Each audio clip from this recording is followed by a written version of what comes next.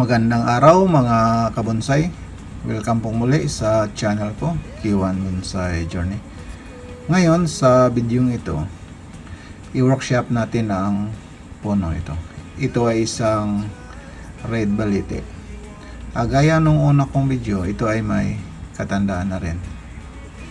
Kaya lang ang problema ng punong ito ay yung kanyang mga twigs ay di pa ramify. Kaya ngayon mag full wire tayo nito kasi yung ibang mga sanga nito ay wala sa ayos. Ay focus muna natin yung trunk niya. Ito yung iba, yung mga aerial rods niya ay dinikit sa puno kaya nagkaganito. Kapag tumagal ito, yung mga aerial rods nito ay magdikit-dikit. So gaganda ng tingnan. Ayan. Ngayon, di pa siya naka-fuse yung iba. Pero balang araw, mag-fuse din ang mga yan. So, tingnan natin dito sa may ilalim niya. Ayan. Itong isang ugat na nasa harap, lagyan ko ito ng wire mamaya. Idikit ko sa puno niya para mag-fuse rin. Ito yung kanyang ilalim.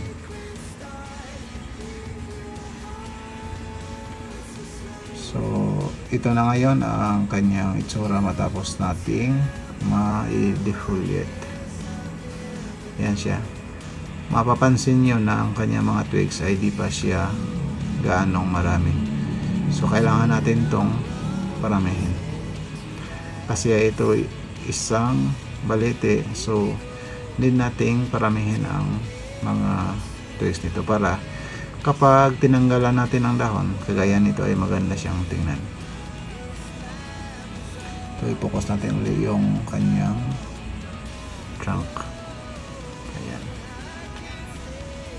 Gaya ng sinabi ko, ang gagawin natin ngayon sa punong ito ay i-full wire natin para yung mga sanga na wala sa ayos ay maayos natin.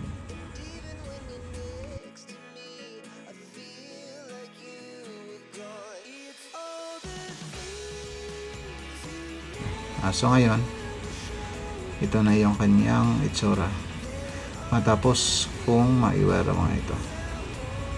Ito pala si Calvin, yung bonsai artist ni Solwaga. Ako tumutulong lang dito. Ayan. Di ko na naipakita yung mga ginawa ko dito. Marami akong tinanggal dito na mga sanga na di na kailangan. Yan, makikita nyo. Yan. Marami akong tinanggal dyan na sanga. Yung iba, pinutol ko para magkaroon ng magandang tipering. Kasi yung mga sanga dyan, walang tipering. Kaya pinutol ko para mag-improve yung kanyang mga tipering. Ito i-focus natin. Ito maganda ng kanyang nibare. Ayan.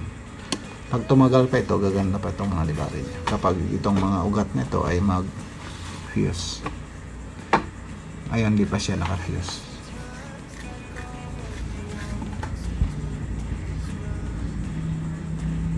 Ayan, maganda siyang tingnan.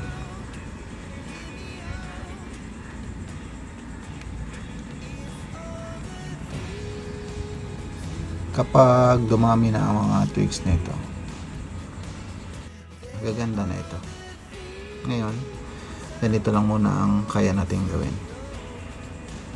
Mga 1 year siguro, 1 year to 2 years, maganda na ito.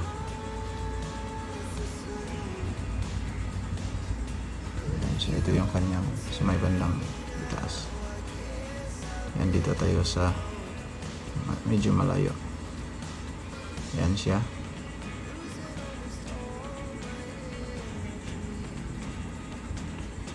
So, yung pagka-design natin dito ay yung parang puno siya. Dito naka-pads. Yan siya.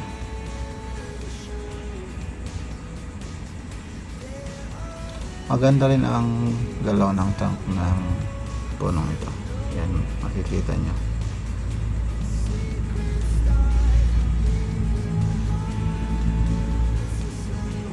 may mga sanga pa pala nito na kailangan ko pang palakin, gaya ng dito sa may bandang likod niya, may pinutol ako diyang sanga para mag-improve yung kanyang tibere. I-focus muna natin. Yan. Naka full wire ito kasi kanina yung di pa ito naka full wire. Yung ibang mga sanga niya ay wala sa ayos, so ngayon nasa ayos na siya. So kailangan na lang talaga natin ng mga twigs. Kapag marami na itong mga twigs dito, yung mga pinong-pino na maganda na itong tingnan. Ito yung kanyang likod. Yan. So makikita nyo na maraming mga pinagputulan. Yan. May mga malalaking sugat. Mga sanga yan na pinagtatanggal ko. Ito yung sabay bandang itaas. Yan, top view niya. Medyo ilapit natin yung ating camera. Yan.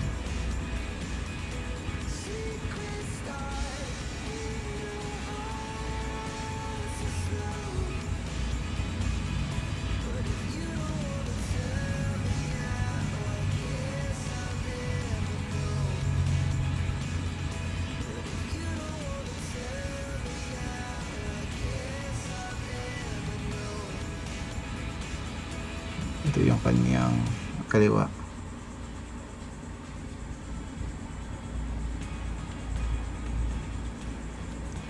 Ito yung kanyang front.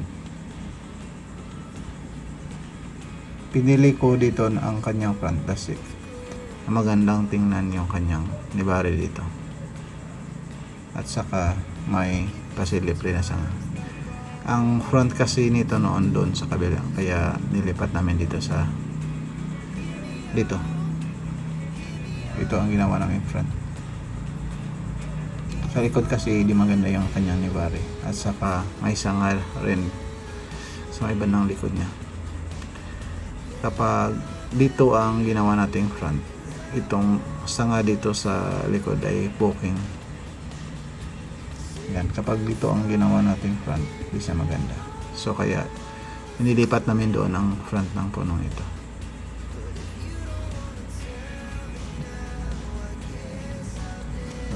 Focus natin.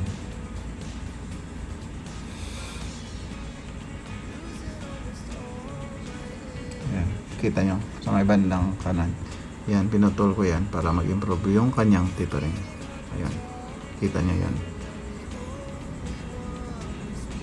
At saka palakihin natin ng konti yung mga maliliit na sanga doon sa mga pinagpatulan ko. Dito, okay na yung kanyang mga sanga. Anid lang nating paramihin ang mga twigs niya dito.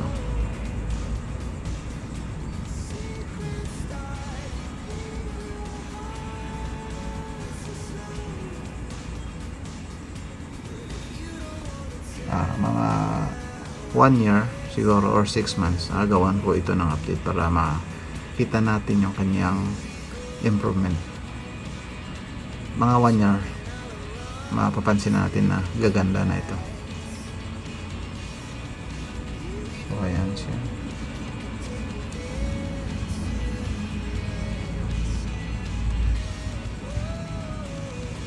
So hanggang dito na lang muna ang video natin ito. Sana nagustuhan nyo ang video ito. Kita-kita lang tayo sa mga susunod nating video. Maraming salamat sa panonood.